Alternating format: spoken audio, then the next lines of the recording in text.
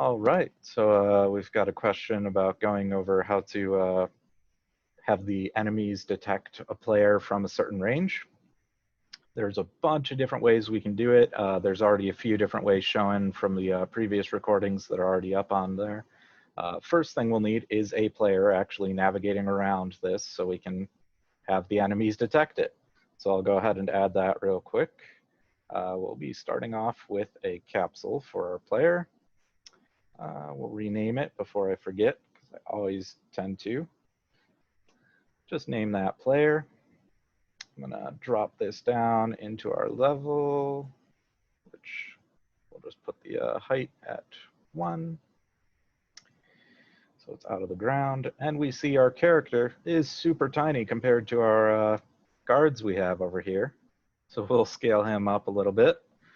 Let's go for, yeah, let's just do 2. That's a bit better. And we'll have to pull him out of the ground to 1.75. All right, got our character. We need to have a player script to have him move around our level. So we'll do that in our scripts folder. Create a new C# script, player character.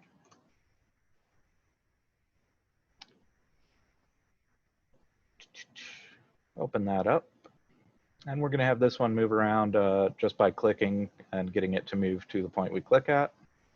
Line endings changed. Sure, we'll update it for Windows. Not too important because Visual Studio automatically adapts. So we'll need a couple of things. We'll need to get access to a movement component or a nav agent component for our character to actually navigate around. So for that, I'm going to type nav mesh agent. And we see it's not going to have a fun name with that. We'll just call it nav using the suggested name and initialize it to null. But it's not recognizing that. We didn't add the using directive. So we'll use your suggestion and fill in that using directive so we have access to the AI stuff. All right. We then need to get our component from our player character. Now, it's generally okay, like if you know what this script is being applied to and everything, but I want to show you a technique that you might not have seen before. So we want to get nav equal to a get component, nav mesh agent. So we're getting our navigation component just like our agents are doing for their stuff, so it's easier to just call it, say, nav instead of doing get component everywhere we want to call it. Now with this, I want to say that this class, when I attach this script, it's going to require a specific component. And hopefully I remember the syntax for that. Require component, and we need a type of nav mesh agent.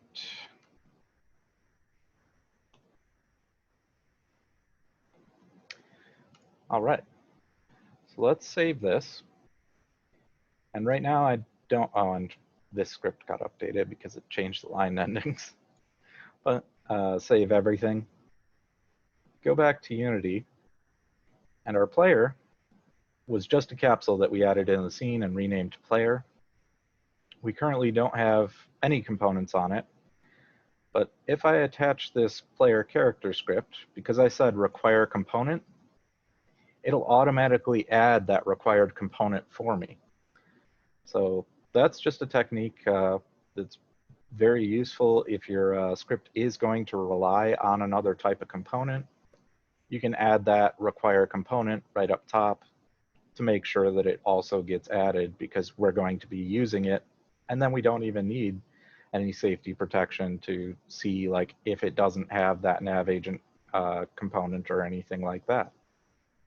Just a quick shortcut for future learning when you're building levels out and scripts. And that's for any component you could put up there? Yep. You just have Nice. to say like require component, then you can Type specify the type of component that you actually want. A rigid body and whatnot. Or, yep.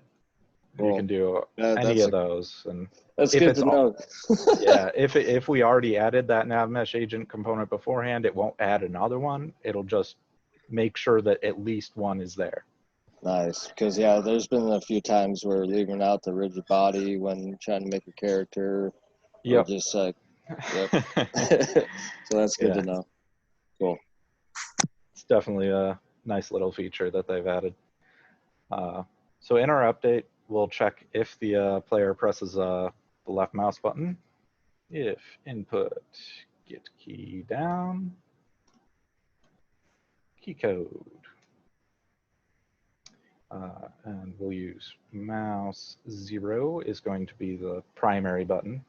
So it actually queries the system and sees if they swapped it to left-handed or something like that, and will actually adjust for that.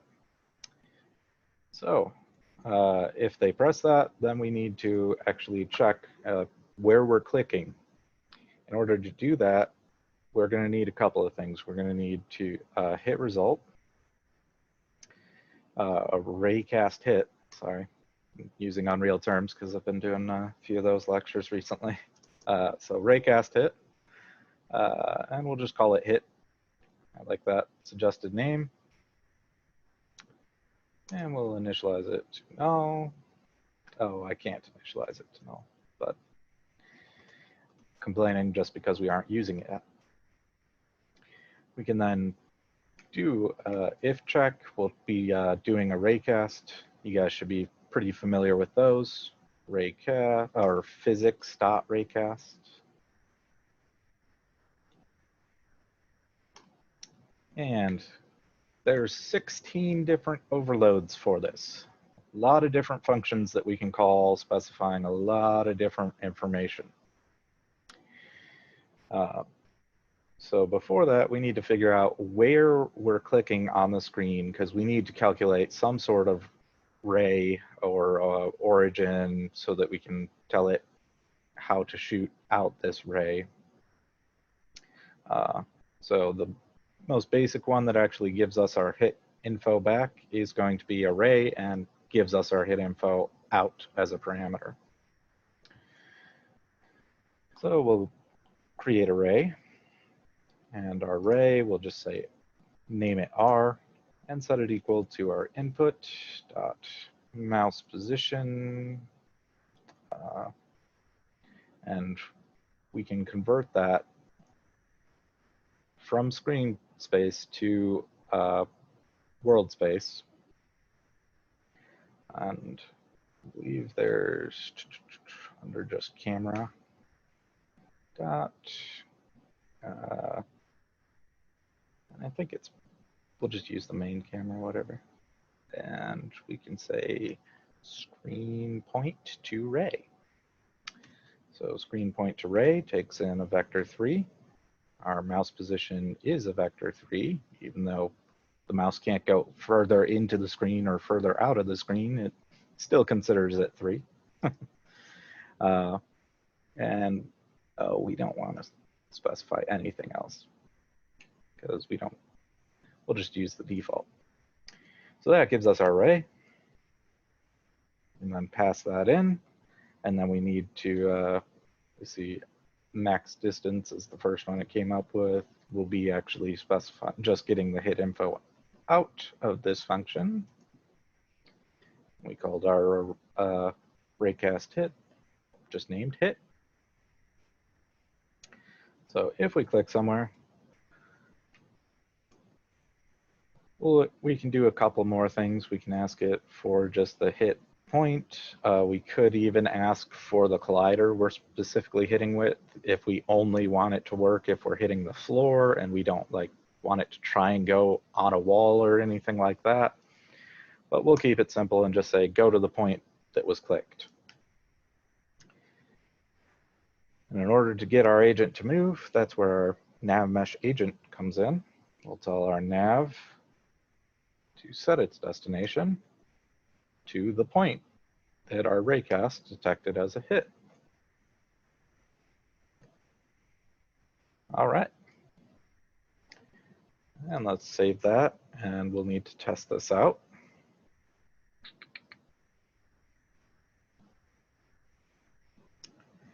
So we click, and our player will navigate around to the point we click at. Okay, I'm going to speed my player up, and I don't want to adjust that while he's playing. Done that way too many times, but 3.5 is very slow. Yeah. There was one question I had on that part. After the out hit on the physics part on the if, I had an extra. There was a comma, and I put 100, and that was for like the after the out hit. Oh, for that? For like a Yeah. maximum distance, you can do Yeah. that one. There's a lot of different overloads. I'm just saying cast a ray. And Okay. rays technically don't have any limit. Okay. Yeah, I have the ray cast, but on that 100, I was just saying if other people have done it this way, just to make sure that their camera is like within like 0 to 100 on the Yep. height, because if you're outside that bounds, or just change the value you typed in here too. Yeah. But yeah, or change it. definitely. Like if you specify a max distance, it'll use that max distance. So Yeah. Yep. So I could just take that off, and I have no limit on that one. Yep. Okay, cool. Yep. I'm just saying cast a ray out. I don't care how far away I am. I just want to know if it hits anything in the level. All right, thank you. All right. So we've got our character moving around, and last thing I did was adjust its speed. I bumped it up to 8. Let me check my nav agents here. They are just doing 3.5. Okay. So for our player to actually detect an input or interact with triggers and stuff, for example, we have our nav points set up as triggers here. If we were to go into our nav point, well, I don't want to do it on the nav point script, but I'll do it on our player script. Shouldn't have closed Visual Studio. If we want it to respond to triggers, OTE for on trigger enter, and we'll just debug log hitting, well, should be a string, hitting key object, and we'll just tack on the other name.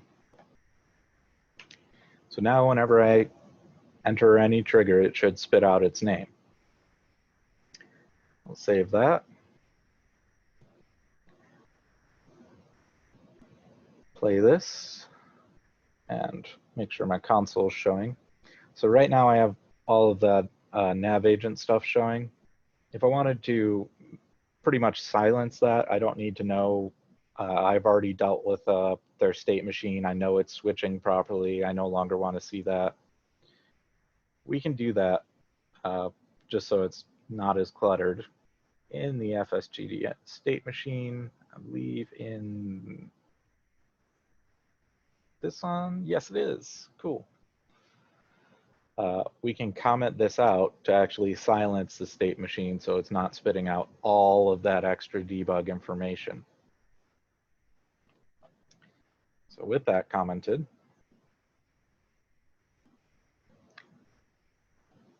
we should just see pretty much nothing unless we've written debug logs to print out.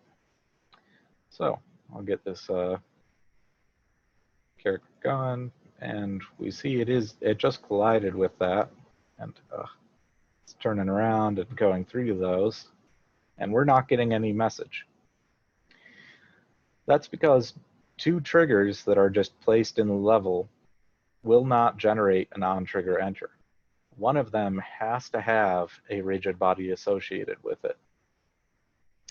So since our player is going to be the one moving around, ideally objects that move around should always have some rigid body associated with it so that it can be updated in the physics system properly. So we will add a rigid body. Now, I don't necessarily want any physics on this because we'll get some odd behavior if we try and play and like I run into the wall and stuff or other objects. It will actually react odd because our rigid body and our nav mesh agent are both fighting over which way to move and stuff like that. So in order to prevent our rigid body from reacting to the physics, for example, if like you hit a wall and it tries to spin you and stuff, we don't want that to happen. We can check the box for is kinematic. That means we control how it moves. We don't want the physics system controlling that other than the basic collision pushing out of each other. And we don't need gravity. We're already on the ground, but if you did have gravity, you can just add that back in. So we've got our movement, and we are actually getting the on-trigger enter messages now. So if we wanted our agents or our guards essentially to be the script that's detecting how far the player is from it, there's, like I said, a lot of different ways we could do this, but we'll just show one or maybe even two ways. So right up here, we have our nav agent script. First off, we would need some way to reference that other object. So just like our nav points, we could add a serialized field. Serialized field, and the type that we'll be tracking is our player object. So we'll even just use it, and I did call it player character. Okay. We'll call this just P for super simple reference. We can save that, and then on each one of the guards, I could then go and, oh yeah, can't click on there, but I could go and set P to our player character, which is fine, but that's a lot of extra work and a lot of clicking that I don't really want to be doing. So rather than have it just be a serialized field where I have to manually set each one, since I know there's only one character in our game, we're not making a multiplayer game or anything like that, we can just go down to the start function. And I do not even have a start in here. Do I? Nope, I don't. So we will add a start. We'll be overriding our start.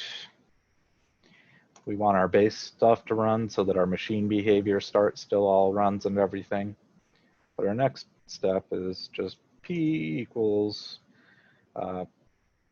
game object dot find, and we can find objects of tag, find object of type. Now, when you are using these types of functions, be cautious about which one you select because there is just a very small change between find object of type and find objects of type. One of them is plural. One of them will return an array of objects and not just the first one it finds. Since we know there's only one in this, we can just search for that single one, and the first one will be the one that we want. And I didn't need to do the game object dot. All right. So now that we've got our player set, there's a couple of things I can do in this. If we wanted, let's say, when it's in patrol state, to do a check to see if it sees the player, or like idle, I would also recommend checking. So pretty much any time, I would really want it to be checking the distance for our player. So this is one of those situations where you can have it inside like update rather than in a specific state, since pretty much every state will need to be checking for the player, with one exception, like pause. Ultimately, your guards wouldn't really have a pause state. They might have like a knockout state in a real game, but for the terms of our situation, we'll just say it's going to always check for our player. So we will go to the update, and that's where we were doing our old key check. I'm going to just get rid of that. And here we could check our player's position. So P is what we just named our player's variable, transform.position. And we can take that vector minus our vector, so our transform.position. And we'll put that in parentheses because we want that subtraction to happen first, and we are returned a vector. We can then do a dot and run any functions from a vector that we would want. If you're unfamiliar with different types of functions for a vector, I do recommend just searching for.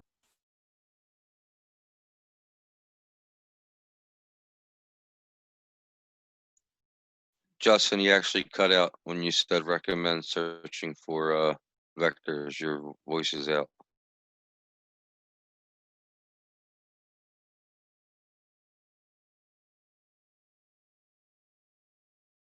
Can you hear me, Justin?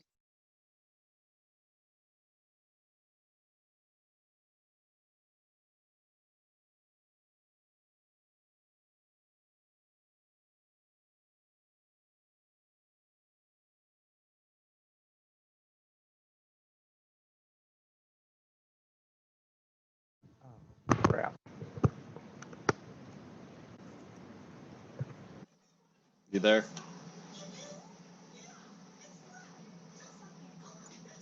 Can you hear me now, Justin? Can you hear me, Jeff? My headset went to sleep because there was no sound. You cut off right after you said search for vector 3, different vector 3s. Yeah, right Okay. after, yeah.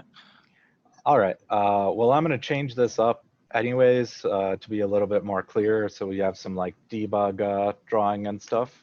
Okay. So we're going to change how we're doing that. So we have vector 3. We'll call this a vector towards player.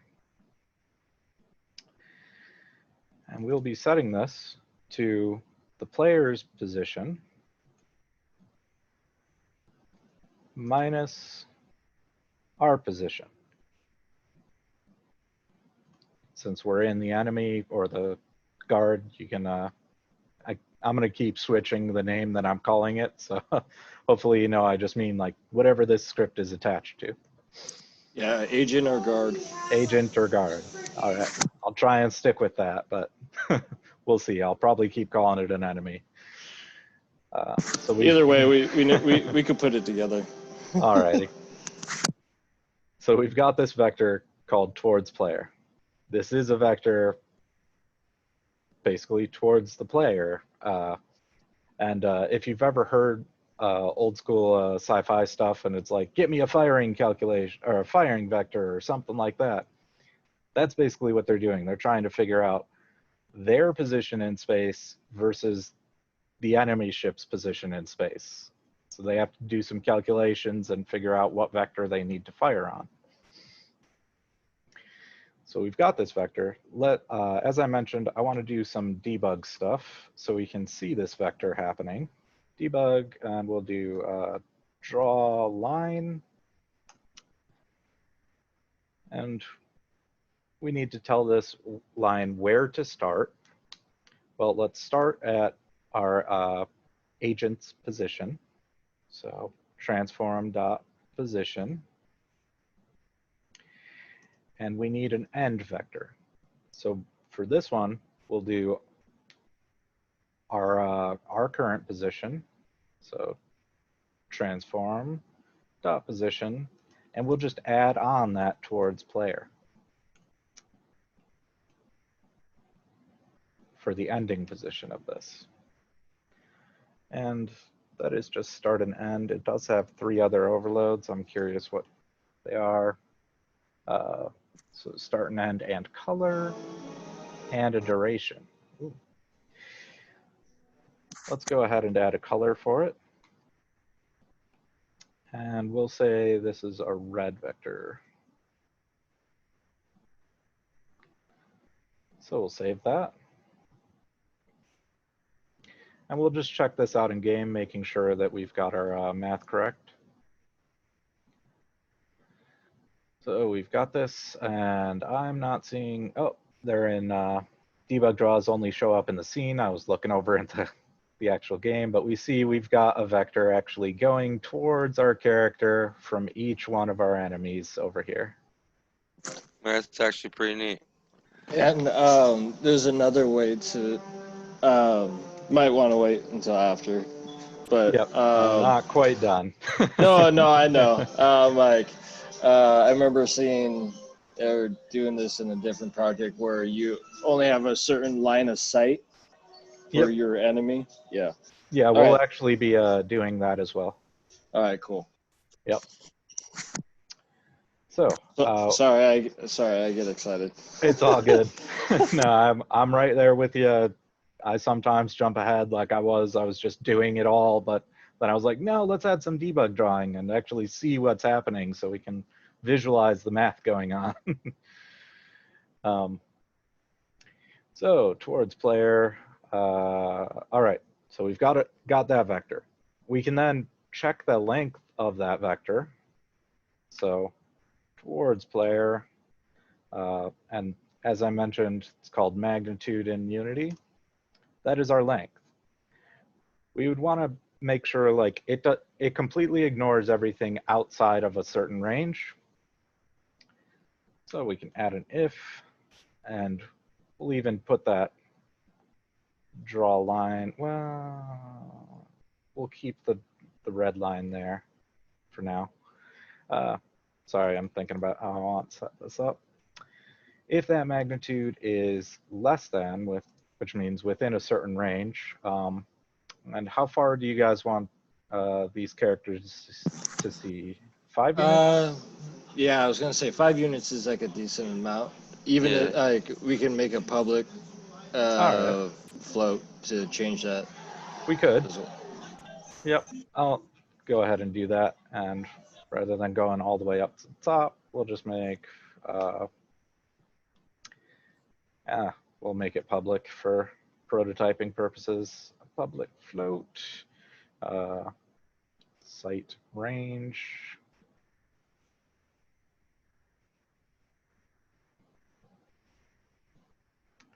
Site range. All right.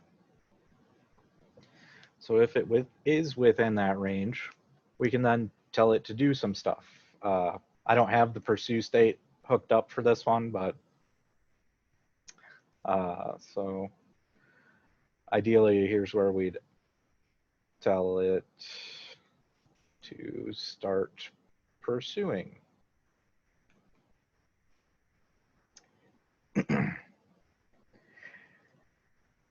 But rather than doing that, let's add some more checks. We can do some more math as you mentioned, giving it like a sight cone even. And for that sight cone, we need to actually determine how big we want that and things like that. A quick and easy way to do that is on our nav agents. And I want to edit the prefab. Open. There it is. We could add a spotlight to this. Add a component, spot, light, and then change it to spot. And we can specify the range. We can say it's going to be 5 units. Spot angle, how big of the angle we want. Let's go for a 90-degree angle. Looks like a pretty decent sight cone, eh? Yeah, I like it. Yeah. Okay.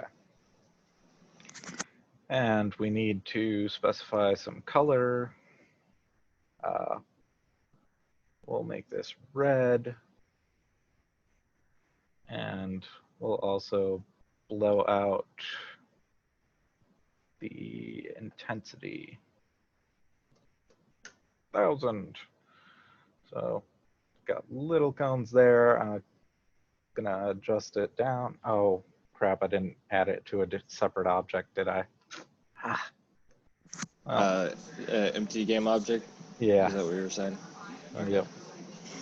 I'm gonna create an empty object so I can actually move it independent of the cylinder. So copy component and paste component as new. I'm going to just remove it off of that first one.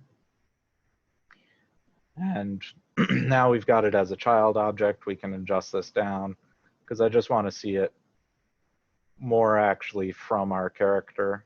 And 5 is actually kind of a short range. Let's go maybe 7. And we can see it update in the game real time.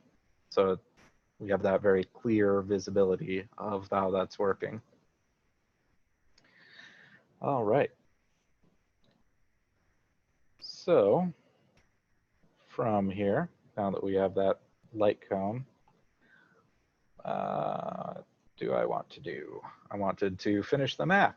We know it's within a sight range, which will update to be 7. Whoops. Just to match the, or even we could get the light and calculate it. Nah, we'll just use that. All right, so more math. So we have our towards player. And what I'm going to do is normalize this. Normalize, if you're not familiar with it, it basically creates it so that it's only a unit long. An example of a normalized vector is, for example, the forward vector. If you get your current forward, it's always a unit long. So it's what is referred to as a unit vector. So we've normalized that, and we can now use what is called the dot product.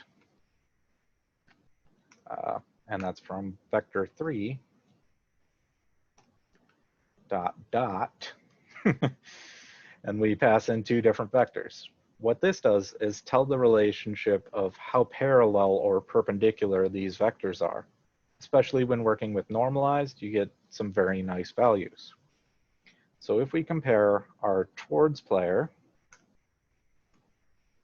with our forward vector, transform.forward, we are given back a value of between -1 and +1. Now, what those different values are for, it tells you a lot of information. +1 means that it's going to be somewhat parallel, or +1 means straight parallel. Anything above 0 means it's in front of the character, essentially, since we're using this forward vector here. So we could do a check saying if that dot product is greater than, and we could say just 0, just checking to make sure it's forward, but we also want to know the exact angle and stuff. And what dot does is actually the arc cosine of the angle. So basically, we can do arc cos, and it's for math F, arc cos, oh, come on, a cos, arc cosine of f in angles in radians. There we go. Of a specific angle. And what angle did we use? We used 90. So comparing it to that, we can then print the string, or debug log. Sorry, you're supposed to be using that one.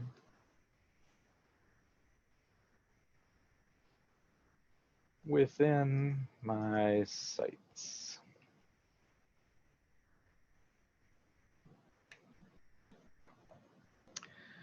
All right. Let's save that. We'll play. And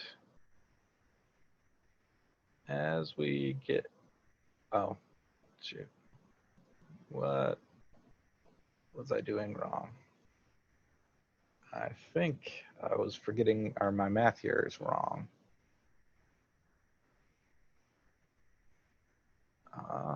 Let's see. Towards player doing the dot product. Oh, 0 to 1.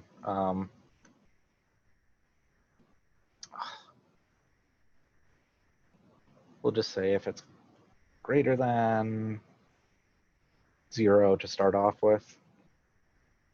And double check this.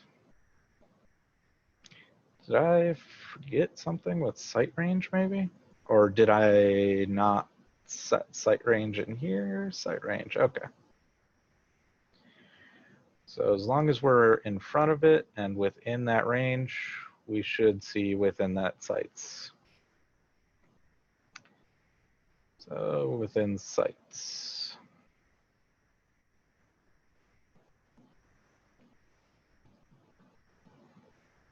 And it'll Now, completely ignore until it's right in front.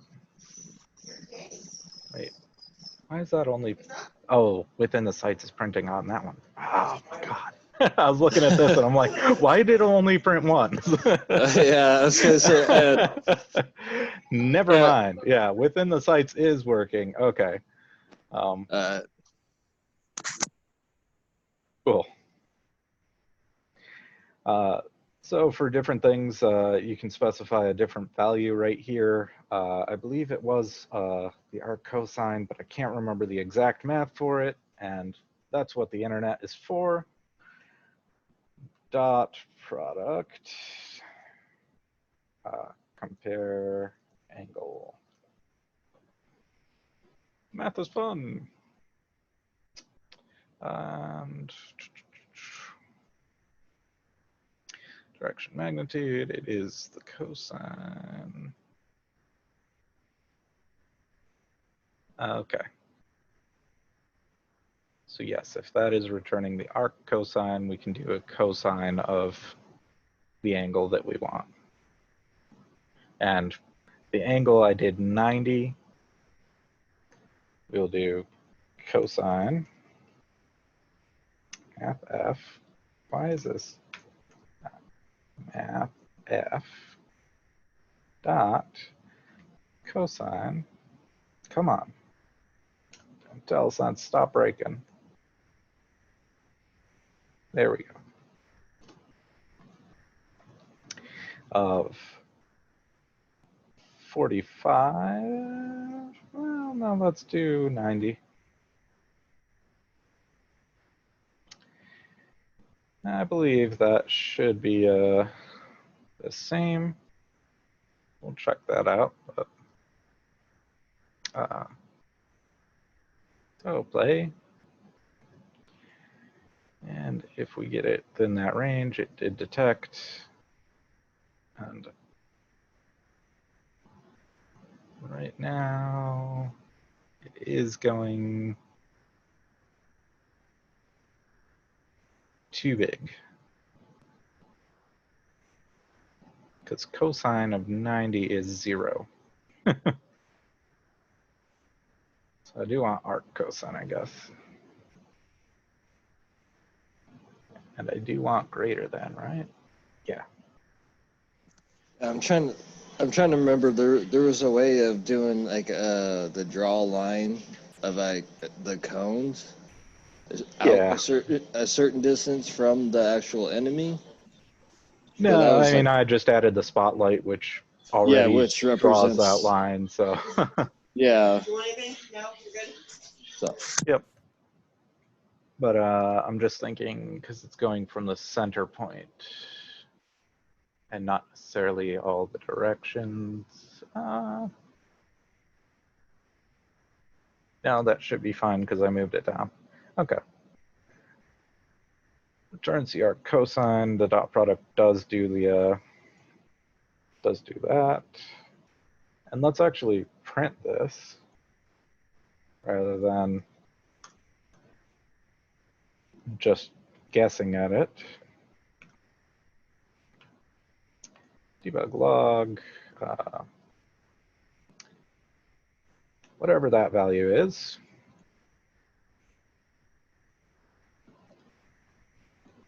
Because I'm guessing it's like 0.74. That's what I'm looking for. And we'll do that.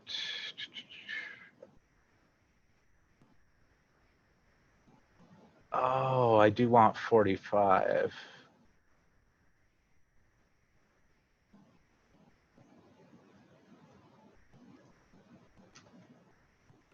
Because I want the half angle, I believe.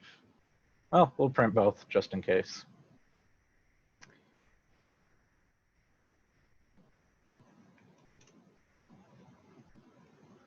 Sorry, it's been a while since I've done some of these trig functions, so I'm just I want to think about it, how that was working before. Play. And not a number. Fun. So arc cosine was wrong. We want cosine. And we'll do 45. And we'll do a cosine of that. That's why my arc cosine wasn't working. And we'll do the 2 prints. And then the within my sights or not.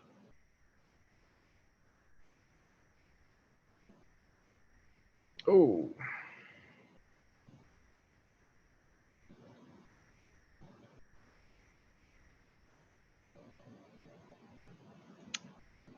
So 0.5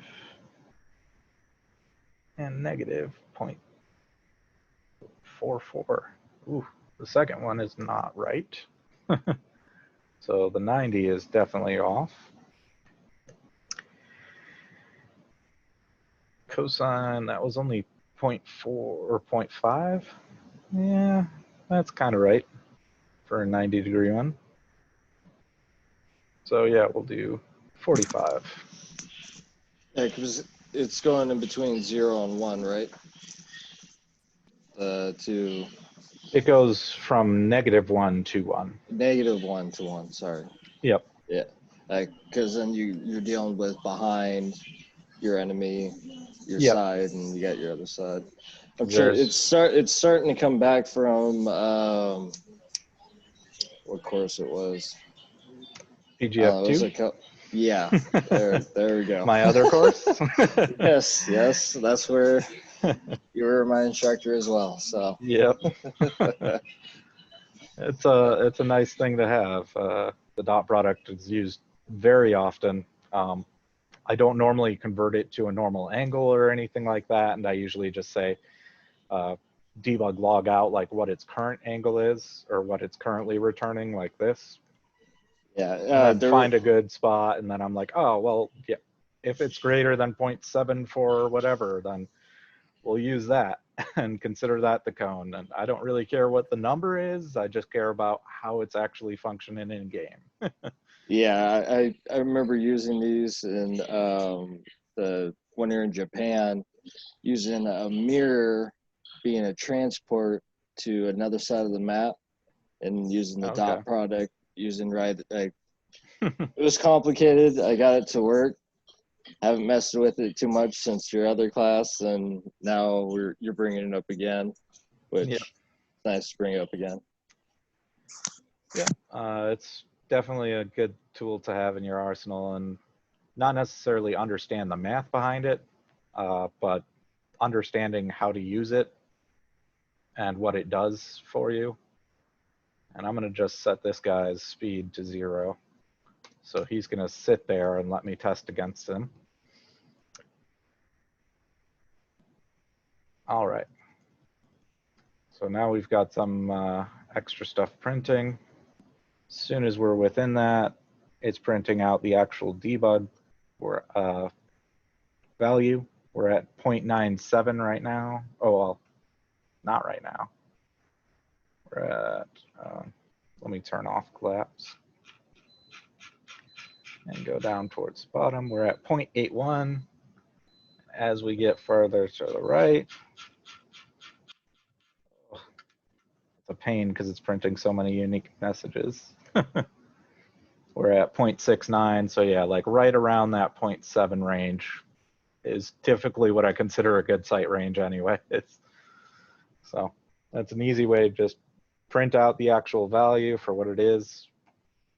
And then you know what looks good in game, testing against it in game, and you can use that value rather than having it run and waste computer cycles trying to do a trig function right there. 0.7 is going to be even faster than if I have that cosine there.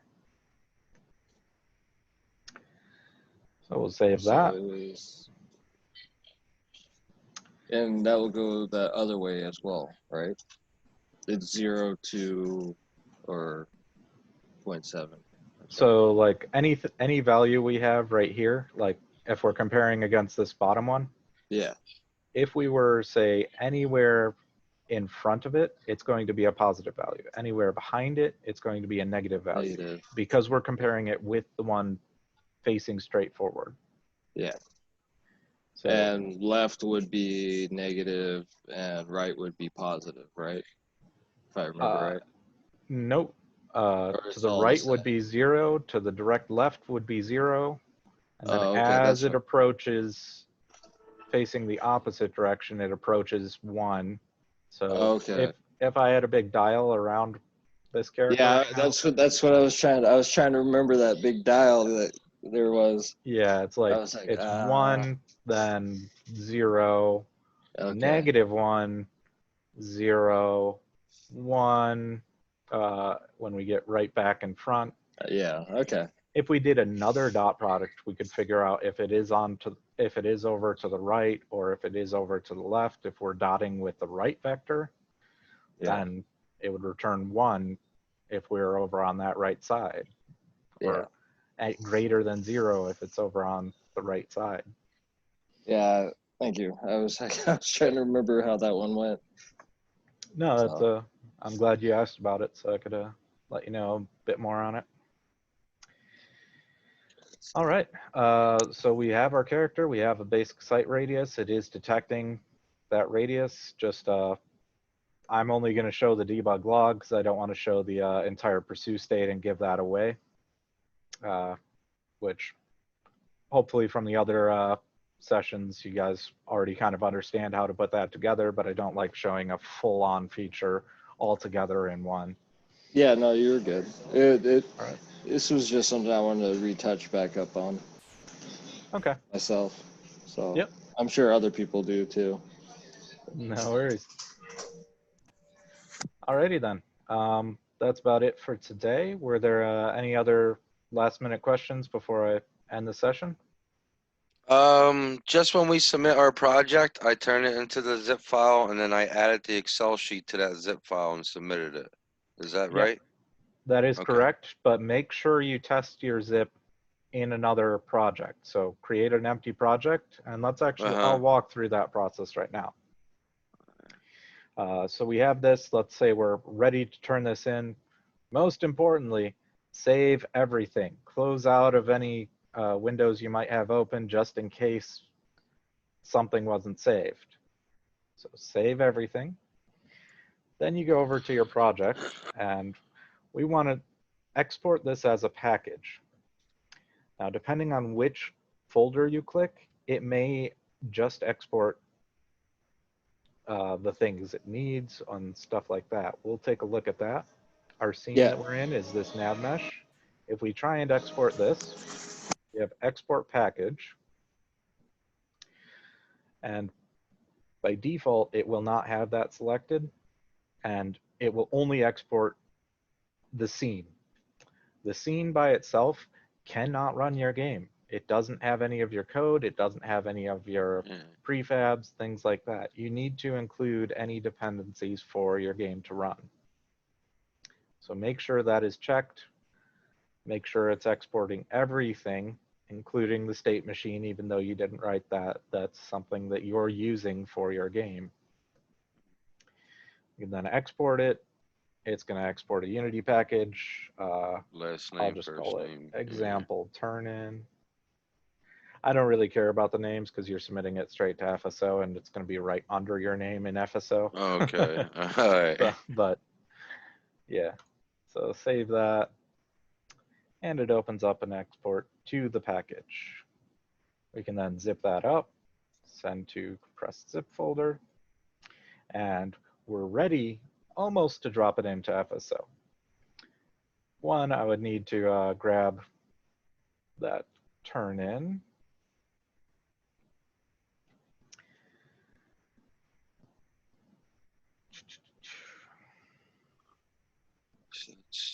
Import package. So we've got the turn in form. We're going to want to open that up and just say what we've done. We need to put an X for any of the features we've completed. And I haven't really done all of the features, so this is just an example for the turn in. We'll save that. And we'll open up that. I just downloaded it, so it should be at the top of the downloads. We will put this directly into our zip. The other part is I have not tested what's in our zip in an empty project. So we're going to create an empty project for testing with. Open up Unity Hub. I'm going to just close out of some of this. And we'll need to create an empty project. As you see, I have empty and probably 30 other empties and stuff just for testing purposes. We're creating a new one. We'll call this new Unity project. Sure.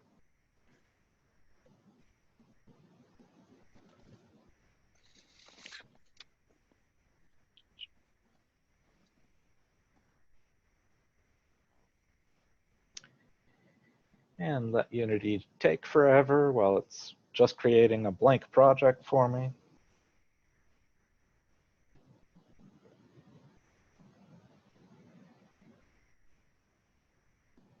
Importing all those blank scenes. Yeah, there's times where it's like, okay, why is it taking so long to make one of these? It's like, it takes shorter time just to import what I just exported. Yep. All right. So we've got this. We need to test importing our package now. So we'll go to where we've exported it. I'm going to just drag and drop this package in. And we see the stuff it comes with. We can import.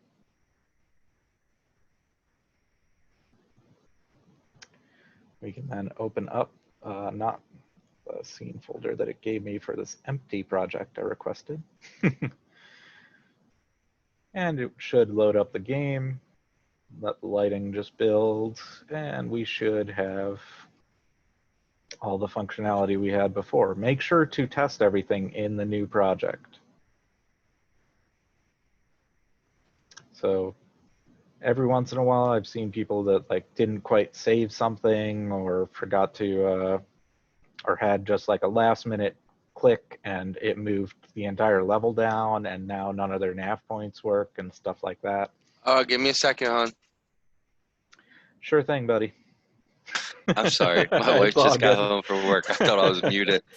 Nah. It was a little odd. But so yeah, like make sure everything is working, go back through the checklist, make sure everything is checked that you've done. If you do have a note that you want to mention during grading, that's right in the feature sheet, and closed out of that, dang it. Right in the feature sheet, just add a comment next to it, and I'll be sure to respond to it when I'm grading and stuff. All right. So that wraps it up for today. Hope you enjoyed the session, and I'm going to go ahead and stop the recording.